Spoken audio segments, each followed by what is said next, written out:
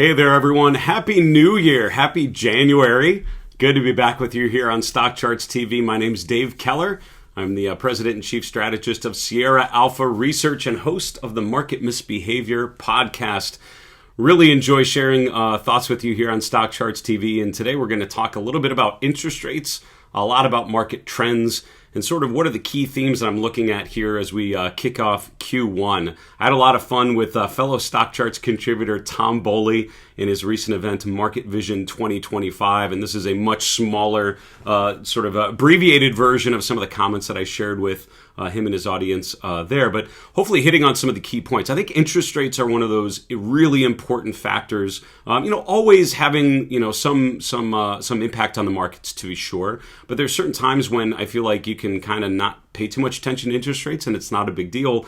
This is not one of those times, right? We have the Fed in the middle of a rate cut cycle. They are sort of nearing the end of that rate cut cycle based on their comments at the December meeting. We have the next Fed meeting coming up at the end of January, and a lot of discussion, a lot of expectations happening right now in terms of the pace of further rate cuts, how many more we will see, how further or how far they will go with cutting their benchmark target rate, and what that terminal rate would be was sort of where we end up with the Fed funds target rate. We're coming out of an era where we had essentially zero interest rates, right? We had this, the idea that rates were essentially flat, and at some places in Europe actually negative. So now that rates have come up and now starting to come down a bit, what does that mean for stocks? I will tell you as we look at some charts of the 10-year, charts of the yield curve, charts of recessionary periods, and then of course the chart of the S&P 500. Trend is what's most important. So a lot of things we'll talk about today in terms of rates and potential headwinds and tailwinds. I think of it not in terms of absolutes, right? There's no guarantee that if rates go up, stocks do whatever, or if this 10-year Treasury yield does XYZ, that this particular bank will do ABC. It's not that simple and it's not that straightforward, right? You have to think of things like rising and falling rates as headwinds and tailwinds, as sort of general market conditions, but the trends are what's most important. Actually measuring how stocks react to changing expectations is what's most important. So I think following the charts of the S&P, of the major stocks that you're covering is most important. Enough babbling. Let's get to the charts here. We're going to start with the chart of the 10-year Treasury yield, and I hope what I'm able to highlight in this particular video is just the depth of the coverage of the of sort of key market indicators that we have available to us on StockCharts.com.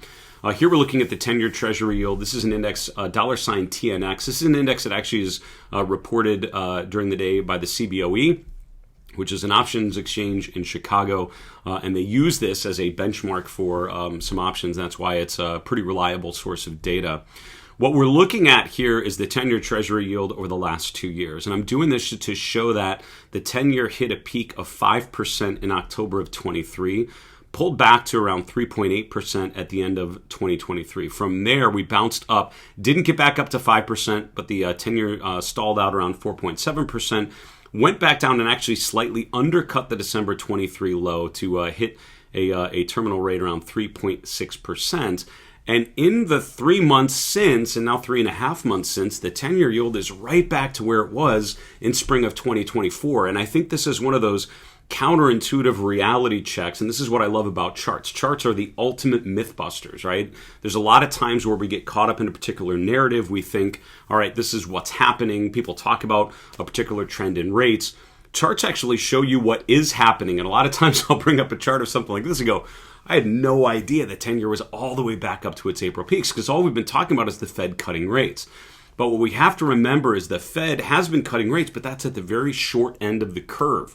These are rates about, sort of overnight rates, right? These are very short-term rates that, banks use to borrow money from the Federal Reserve, that banks use to borrow from one another. Those are all based on that short-term, what's called the Fed funds target rate, which is the rate that the Fed Open Market Committee is actually changing. This is the 10-year Treasury yield, which is more driven by free market forces, more by supply and demand, and expectations for future economic growth. So even though the short end of the curve, the Fed target rate, has been going down, the longer end of the curve, the 10-year, the 30-year points, have actually been going up since September. So what's happening is the yield curve is going from an inverted shape to more of a flat shape, and now going into January of 2025, going from a flat shape to more of a normal shape yield curve, where the short end is shorter than the longer end of the yield curve.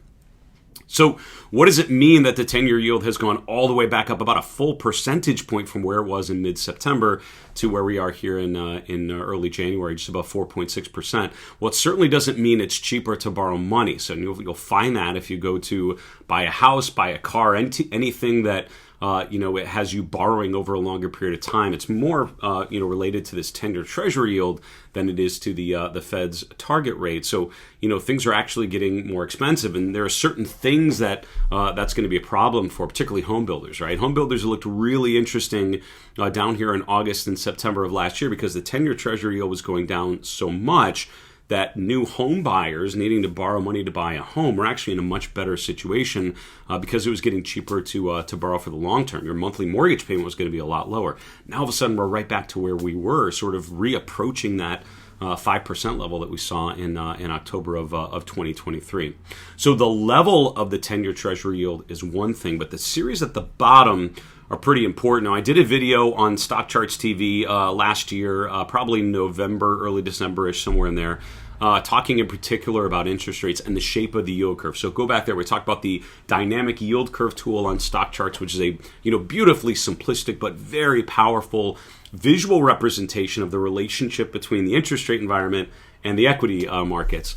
But we're actually looking at two data series that show the shape of the yield curve by just comparing two different points, right? You could look at a graphic that shows the entire curve, which is what we talked about in the previous video, or we could just take 2 points and look at the spread between those points. What's the yield on the 10-year Treasury bond and the yield on the 3-month Treasury bill, and you can actually compare the two of those, and then you also get an idea of the shape of the yield curve. To create these charts, I'm using some indexes which are here on the StockCharts platform. So if you look here, this is how we do it. We use an indicator called price, and then you just do ticker number 1 minus ticker number 2. So if you want to recreate this in your own StockCharts login, you can actually use this methodology to compare the two. And I'm basically just doing the 10-year Treasury yield minus the 3-month Treasury yield, and then I have another one looking at the 10-year versus the 2-year yield. Here's what those data series look like, and we can see going back for the last couple years, here's the 0 line on that first series, here's the 0 line on that second series. Look at how through most of the last 2 years, the yield curve has been inverted, meaning the yield on the 10-year Treasury yield is lower than some of these shorter-term yields. That's what the inverted yield curve represents. But look at what has happened in early September of 2024 when the 2-year point finally was lower than the 10-year point. And then we have the spread being back above 0. And then just a couple weeks ago, in mid-December, the 3-month Treasury yield finally was a little bit lower than the 10-year Treasury yield. So by both of these comparisons across the yield curve is back to a normal shape. So why is that so important? Why am I spending all this time talking about the long-term rates going up, short-term rates coming down, and a normal-shaped yield curve? The reason is captured on this other chart. And again, one of the things I love about the StockCharts platform is you can bring them some deep history. As long as you have a paid membership, which you probably all should have, you can actually bring in some really good deep history. And I find charts are just a brilliant history lesson of the markets. If you want to know what has happened in previous cycles, if you want to look at what has happened when there's been previous inflationary periods or rate hikes or rate cuts or different economic conditions, the dollar, anything like that, think back in history when there's been a similar period and then use the charts to actually understand what types of stocks did well, what stocks struggled, what did the markets do, what did interest rates do, all these different things. The charts will tell you what has actually happened, and it's a great way of telling the story and learning the lessons of market history. So this chart is actually going back about 30 years. It's going back to 40 years. That's how the math works out. We're going back to 1985. And I'm showing the spread between the 10-year and 2-year points in the top. So that was that one of those series we had on the previous chart, just a lot more history. I have the 0 line sort of indicated in purple just so we can see particularly when the yield curve was inverted, when the 10-year point was lower than the 2-year point. So I've put red vertical lines every time the yield curve was inverted, and then we went back above that 0 level. And then in amber, this sort of shaded region here, can you guess what those are? Those are recessionary periods. Now, we love to talk about recessions. I get a lot of questions about, and over the last couple years, are we in a recession? Are we going to be in a recession? And I think a lot of times people spend probably too much time, dreading that idea, like what would that mean? And concerning themselves about how we can label a particular market a recession or not. What you have to remember is the label of a recession is a very much rear view mirror type of analysis. And what I mean is there's such a lag with economic data, right? So the readings that you use to actually determine a recession is based on a GDP number, which is issued every quarter. And basically you have a quarterly value and you need 2 consecutive quarters of negative growth. And so the lag between when we're actually in a recession and when economists can look back and say, yes, that was a recession months and months ago, it's just too much of a lag. So what you have to remember is, waiting for a label of a recession to be confirmed, you're probably way past the time when that would be helpful. What you want to look for are signs of recessionary fears that are manifesting way before the recession can actually be determined. So by shading these areas, I'm just trying to look back and see some of the signals that happened before.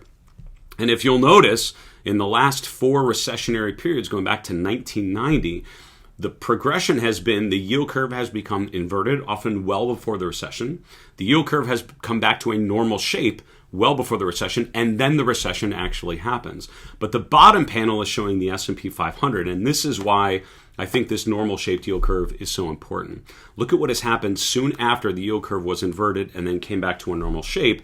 And the reality is the market sold off. So in 1990 to 91, we had a pretty big pullback. And it doesn't look that bad when you're looking back, 30 years later. But I will tell you, that period of 1990 to 1991 was a lot more painful. And I think the chart would represent sort of a stealth bear market in a lot of ways. Of course, in 2000 into 2001, once the tech bubble burst, the yield curve was inverted, going into the year 2000, remained inverted through late 2001, actually went back to a normal shape, and that was before, obviously, the continued decline into the October 2002 low. We can see in 2007, as the market was peaking, the yield curve was inverted and then went to a more normal shape. The 2007 top happened soon after, and then 2008 and 2009, of course, the great financial crisis. Even going into the COVID peak, we have a slightly inverted yield curve just briefly there in mid-2019. Of course, we moved a little bit higher going into that February 2020 peak before the steep sell-off that happened around COVID. So now we have the 5th inverted yield curve since the 1980s. Again, so am I assuming that progression is going to happen? The yield curve is now in a normal shape, that we are now in a recessionary period, probably very, very soon, and that the market is going to sell off? Excuse me, no guarantee. But I'm paying attention to market history and noticing that is a common relationship. So, I would tell you that, by looking at this historical analysis, I'm not implying that 2025 is going to be exactly like 2008 or 2020 or 1990 or anything like that. But I think it helps to look at similar times when these configurations were in a comparable state. And then think about what signs, what indicators could have told us that the conditions were starting to deteriorate, right? What warning signs should we look for? And I want you to focus not as much on the top half of the chart. Now that you understand what that's telling you, look at the bottom half of the chart. Look at the red vertical lines and then what happened soon after. In each one of these instances where we had a significant sort of bear market phase after the yield curve was normal shaped, we had clear signs of deterioration, right? Clear signs that the trend was positive and then was no longer positive. And in any one of those major peaks that you want to pick out, there were clear signs of breadth deterioration. There were signs of momentum sort of disintegration or lagging momentum diverging from price action. There were signs of just price breakdowns, right? Lines in the sand, levels of support did not hold. So I think in this sort of situation where you see some warning signs that remind you of previous market tops, The leading indicators are now flashing. We're seeing some, potential warning signs. Now your job as a trend follower is to look for signs of price deterioration. Look for signs that the prices are actually coming down and fulfilling your expectations, maybe of a dangerous scenario. So what kind of signs can we look for? I immediately think of going to my market trend model, which is a way of analyzing weekly data for the S&P 500 and other major averages as well. And with this particular visualization, I'm trying to define the market trend on 3 different time frames. And I just want to, quickly orient you to this chart if you're not familiar with it. I have shared this before on StockCharts TV, so you may be familiar with it. But if not, I think of the trend in 3 time frames. The short term, a couple days to a couple weeks. The medium term, a couple months. The long term, a year plus. And that's kind of my general guideline for thinking about those 3 time frames. Now, the long-term model for me turned bullish in late March of 2023 and has remained bullish through last Friday. I update this every week at the close, at the Friday close. The medium-term model was negative in September and October of 2023, but turned back bullish the first week of November of 2023 and remained bullish all through the entirety of 2024. And that medium-term model, by the way, is my main kind of risk model. I, generally speaking, use that as a way of determining whether I should be long stocks or, in looking for new ideas, focusing on capital growth, or taking bets off the table, raising cash and focusing more on capital preservation. So when the medium-term model is bullish, that tells me to focus on growing capital. When the medium-term model is negative, that tells me to focus on preserving capital for the next, bull market. Because most of the time the market's going up, so if we're going down, I just want to raise cash and make sure that I'm ready for the next move to the upside. Now, the short-term model is a little bit more noisy because it's based on short-term price fluctuations, but all those medium-term and long-term sell-offs always start with the short-term model turning negative. And it did turn negative 5 different times in 2024 here in April, in July, in late August, early September, in late October, and then in early December. And those first 4 times were sort of these major pullback phases through the course of 2024. But this time, the model has remained below zero for about 4 weeks. Now, it is slightly above zero. That's actually just based on today's trading so far on Monday, January 6th. As of last Friday, which is when I lock in the values, it was still bearish.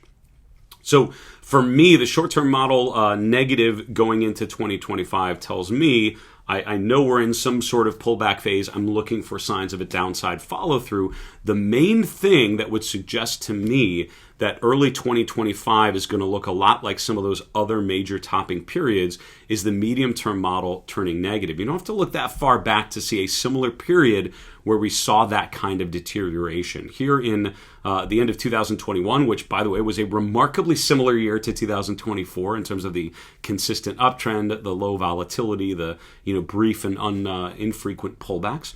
But at the end of 2021 into 2022, we saw a clear rotation from an uptrend phase to a downtrend phase. The short-term model for me turned negative the first week in January, but the medium-term model turned negative about the 3rd week in January. And that for me was a big red flag telling me, okay, this model's been bullish for about 18 months, and all of a sudden the medium-term trend based on my parameters is now negative. And that told me to maybe start thinking more cautiously. The long-term model took until early May to finally turn negative, but by then I'm sort of more defensively minded and defensively positioned because I see the deterioration that's happening in terms of price. And we broke down through all sorts of levels of short-term support in the first quarter of 2022. So comparing early 22 to early 25, I'm immediately looking for similar kinds of deterioration. The short-term model already has been negative in the last month. Now I'm looking to see if the medium-term model would turn negative. And for that to happen, the 5-week exponential moving average would have to cross below the 13-week exponential moving average, and this is how I use the indicator to track changes. And again, I lock that in as of Friday's close. By the way, you're welcome to this chart and some of the charts that I'm showing you. Both of these charts and a couple of these charts that I've shown you are all part of my my market misbehavior live chart list, and you can go to marketmisbehavior.com/charts. Is that right? It is, and you get to this link. If you're a StockCharts member, which again you all should be, you can click on this green button to save my chart list right to your own login. And even if you're not a StockCharts member, just bookmark this URL on Google Chrome or whatever browser you use, and you can get back to the updated versions of these charts. I update them at all times on my own login, and you'll see the latest versions through that hyperlink. Now, I would also want to mention, just in closing, that the good folks at the StockCharts were very kind to add the Keller market model, or what I call my market trend model, to the dashboard. So one of the widgets you can add to your dashboard in your login actually shows the market trend model for the S&P, and that's the main one that I use. And here's the short-term, medium-term, and long-term signals. And this is going to update every day, every trading day after the close, just to see if there's any change. But formally, I don't update the model. I don't acknowledge a new change in signal until Friday after the close. And that's what I share with my Market Misbehavior Premium members. You'll also see the model for the mid-cap and small-cap spaces, also the NASDAQ 100. So it's worth noting, after the first couple trading days in January, the short-term model bearish on all of these equity indexes. On the mid-cap index, it actually went negative on the medium-term model as well. So you certainly saw some weakness going into the end of last year. Now that we're starting the new year and have the first full trading week starting today, I'm very much watching this market trend model to see if we see further deterioration similar to what we've seen in previous cycles. If you want to follow along with me, by the way, as I'm tracking the market trend model, as I'm looking at the interest rate environment and following all sorts of other charts, I have a daily market recap show called Chart This with Dave Keller. You can find that on my YouTube channel, which is called Market Misbehavior with Dave Keller. I hope you will join me there. We live stream that market recap show every trading day after the close at 5 p.m. Eastern, 2 p.m. Pacific. We also live stream it not just on YouTube, but also on X, on Facebook, and on LinkedIn. So if you can follow me on any of those different platforms, you won't miss my daily market recap called Chart This. That's it for now. Thanks so much for joining me here on StockCharts TV. I'm Dave Keller with Market Misbehavior. And remember, it's always a good time to own good charts.